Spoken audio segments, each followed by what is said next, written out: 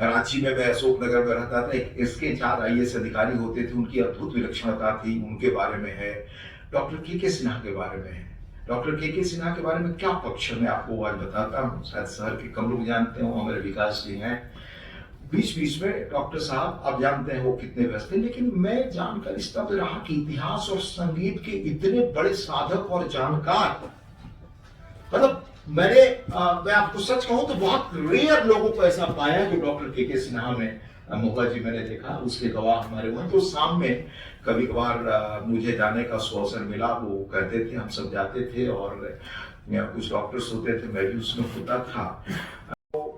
एक संवाद विमर्श और लगातार बातचीत का माध्यम बनाया। हमारे युवा लेखक हैं और मैं इनकी कुछ किताबें पढ़ा हूं और बहुत गहराई से पुरानी चीजों को निकालना, उस पर विचार करना संजय कृष्ण जी के और उज्जवल भविष्य की मैं कामना करता हूं। रवि, जैसा आप जानते हैं, वरिष्ठ पत्रकार, हमने साथ काम किया है और वो BBC के जाने माने पत्रकार हैं। उसके अलावा उनके मनोबल से हम सब बड़े हमेशा ऊर्जा ग्रहण करते हैं और करेंगे। रवि, यहाँ मौजूद हमारे अग्रज और जिनसे बहुत सुखा और जो प्रेस क्लब बना हुआ है उसके मूल में आदरणीय बलवीर जी, भाई रवि भूषण जी, जिनसे बड़ा लंबा और गहरा बल्कि रांची आने के बाद से ही संपर्क हम सबका रहा। भाई गोयनका जी, हम लोगों ने साथ ही काम शुरू किया। हेमंत जी, महेश पोद्दार जी, राज्यसभा में हमारी बड़ी प्रखर साथ में हम सब मिलकर काम करने वाले हमारे महुआ माझी जी, वो व्यस्त थी पर फिर भी आई, मैं आभारी हूँ।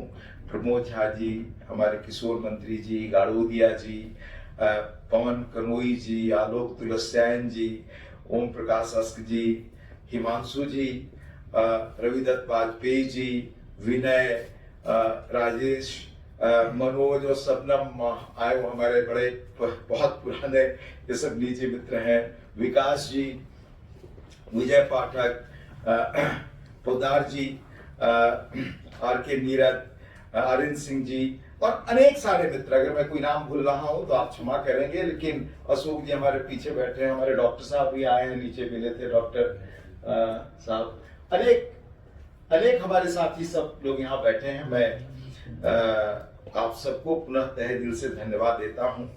दरअसल पुस्तकों के बारे में बहुत संक्षेप में मैं कहूँगा, और आप जैसा जानते हैं कि आजकल मेरा सुनने का ज्यादा काम है, जिसकी साक्षी महुआ जी बैठी हुई है।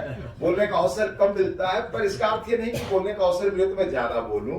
तो मैंने संजय से आग्रह किया कि मैं 20-22 मिनट किताबों के बारे में बोलूंगा। अगर कोई बात हो तो जिज्ञासा, तो हम लोग उसमें फिर आगे चर्चा कर सकते हैं।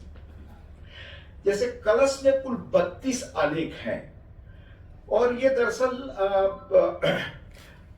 अखबार में काम करते हुए जिन लोगों से संवाद मुलाकात होती रही, उन जिन्हें मैं जेन्युइन मानता रहा, उनके बारे में मेरे निजी अनुभव हैं। मुझे इस विषय पर काम करने की प्रेरणा किन लोगों से मिली, जरूर मैं 2 पंक्ति में वो कहना चाहूंगा कि 1942 की आजादी की लड़ाई में जो शिखर पुरुष लोग थे, उनमें एक अच्युत पटवर्धन थे। आज देश उन्हें कम जानता है। आजादी मिलने के तत्काल बाद उन्हें लगा कि नहीं, हमने एक नए ढंग से जो चीजें सोची थी वो नहीं हो रहा है, तो उन्हें लगा, तो वो आध्यात्म को उन्होंने अपना लिया। बिहार में पंडित रामचंद्र मिश्र के बारे में आज कम लोग जानते हैं। मैं अगर कहूं तो शायद गलत नहीं कि वो बिहार के तबके जो समृद्धतम परिवार होंगे उनमें से एक, और सब कुछ दांव पे लगाकर, और वो आजादी की लड़ाई में गांधी जी उन्हें अपना 5वां पुत्र मानते थे। उन्होंने भी 1952 में यही रास्ता चुना।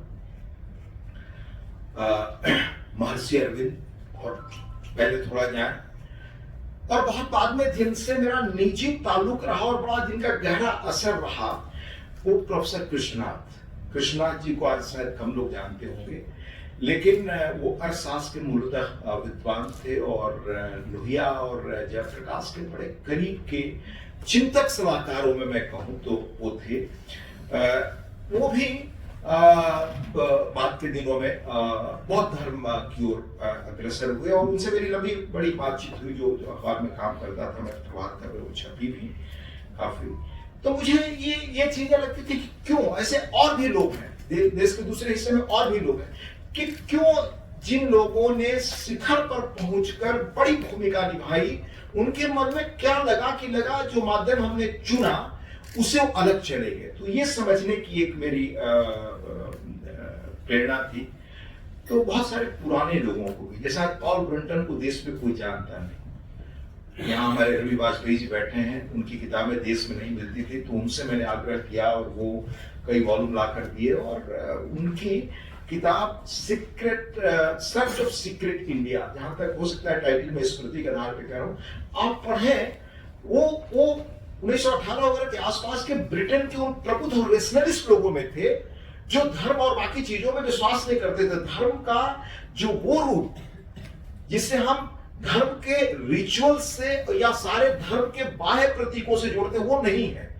वो ये आध्यात्म जो मनुष्य चाहे किसी धर्म जाति समुदाय को उसको एलिवेट करे, उसको उसके विचार चिंतन को किसी रूप में प्रभावित करे, ये जिज्ञासा पॉल ब्रंटन को ही 1918-20 के आसपास वो भारत आए और वो भारत में उन जगहों पर गए जहां पर आज भी हम लोग नहीं जाते, हिमालय से लेकर बाकी अन्य चीजों में। और वो शायद सबसे पहले रमण महर्षि के आश्रम गए और जो उनके अनुभव हैं आप पढ़ें, तो वो एक भारत का अलग, भारत की वो क्या विलक्षण चीजें रही, हम सहमत असहमत हो सकते हैं, पर वो उसमें मिलता है। रामकृष्ण परमहंस की वचनामृत जिन लोगों ने देखा होगा, जो मास्टर एम, वो अध्यापक थे बाई प्रोफेशन, अपने समय फिलॉसफी अंग्रेजी के टॉपर थे, पढ़ाते थे, पर बिना आप अपना नाम दिए उन्होंने रोज की जो रामकृष्ण जी की बातचीत होती थी उसको वो किया। 5 वॉल्यूम में है। मतलब वो बंगाल में आप चले जाएं तो जैसे हम लोग अपने लिए गीता, रामायण, बाइबिल अपने अपने अलग अलग धर्मों में ट्रीट करते हैं, उस तरह से लोग उसको रखते हैं। तो वो मुझे देखने की इच्छा, मैं पांडिचेरी गया, कई बार गया हूँ, पांडिचेरी गया। तो मैं जब खड़ा हुआ महर्षि अरविंद के उस कमरे के आगे ले जाकर मुझे मेरे परिचित जो वहां रहते हैं खड़ा किए, पता है कि 22-23 वर्षों तक इस कमरे से निकले नहीं। उतने विलक्षण व्यक्ति, मुझे बताने की जरूरत नहीं कि उनके पिता और माता ने योजना बनाकर उनको वो शिक्षा दी कि भारतीय परिवेश आबो हवा की कोई उनको गंध और स्पर्श तक न मिले। लैटिन, ग्रीक, अंग्रेजी, इसी उसमें टिकट से लेकर के रहन सहन के सब जिनका परवरिश हुआ और जो भारतीय चीजों पर एक तरह के अद्भुत उसके प्रवक्ता बने। संयोग से उनकी ससुराल देवघर में ही, वो बड़ा एक रोचक अलग प्रसंग हो, बाद में पता चला। और मैं जब यहाँ लंबे समय तक मेरा प्रवास रहा और अब भी जाता हूँ, तो मैं योगदा आने जाने लगा बड़े अपने निजी जीवन के बड़े संकट के क्षणों में। तो परमहंस जी को पढ़ा तो पहले था, लेकिन वहां एक से एक विलक्षण प्रतिभा के व्यक्ति मिलते हैं। वहां मुझे मिले जो श्री चंद्रशेखर जिन्हें नोबेल प्राइज मिला, उनके छोटे भाई, अद्भुत ढंग से वैचारिक विद्वान, और जो क्लैरिटी थी उन सब लोगों के मन में, तो मेरे मन में हुआ। और फिर मैं सत्यानंद जी से भी बहुत प्रयास के बाद मिला। तो जिन लोगों के बारे में चर्चा है, बिना मिले भी, पढ़कर भी, जो दुनिया में नहीं है, या मैं रमण महर्षि के आश्रम 2-2, 3-3 बार गया, तो जिन्होंने गहन तप और साधना के बाद अपने अनुभव उस स्तर पे लिखे कि आफ्टर ऑल एक सीमा के बाद है क्या, चीजें हैं क्या।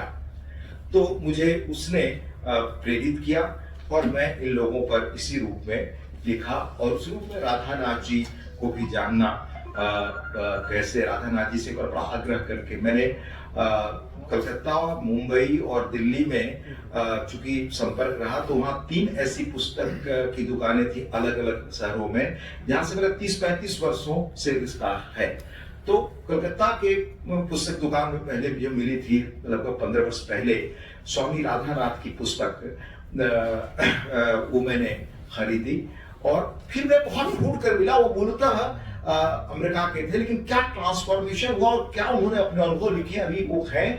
और आज दुनिया में गूगल से लेकर जो टॉप सेंटर ऑफ एक्सेलेंस हैं, वहां जो एक किस्म की वैल्यू क्राइसिस है, उन सब में संबोधित करने के लिए जो टॉप दुनिया के 2-4 लोग बुलाए जाते हैं, उनमें से एक वो भी हैं। उनको एक बार आग्रह करके मैं यहाँ लाया था और अनेक ऐसे लोगों के जिनसे मुलाकात हुई, उनके इंटरव्यू बातचीत है, मेरी कोई उसमें टिप्पणी नहीं, उनके विचार हैं।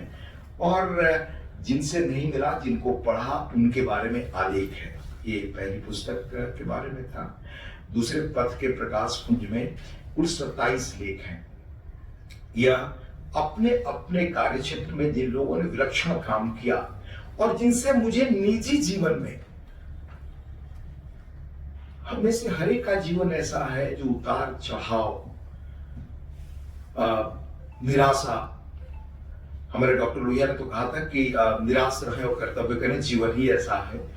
तो उनमें राजनीति, सामाजिक क्षेत्रों में, विज्ञान में, पत्रकारिता में, शिक्षा में, उद्योग में जो अनूठी विभूतियां रही, जिनकी जीवन यात्रा ने मुझे प्रभावित किया। मुझे लगा कि ये द्वंद्व के क्षणों में, आत्मसंशय के क्षणों में, जब आप बिल्कुल उधेड़-बुन में होते हैं, अनिर्णय की स्थिति में होते हैं, या बड़े संकट के क्षणों में होते हैं, तो ऐसे लोगों से जो ताकत मिलती है, उनको जिन्हें मैंने पाया, उन पर मैंने लिखा है। यह इसमें खास तौर से किन किन के नाम है, मैं जस्ट नाम उल्लेख कर देता हूँ। जैसे विवेकानंद पर है, गांधी जी पर क्या है, गांधी जी पर 2-3 तरह के लेख है, लेकिन एक लेख वैसे उल्लेख करूंगा। लोहिया जी पर है, बाबा आमटे पर है। बाबा आमटे के साथ मैं जाकर आनंद वन में रहा हूँ, और बाबा आमटे के बारे में मैं 2 लाइन आपको कहूँ। मैंने पूछा आपके जीवन की शुरुआत कैसे हुई बाबा?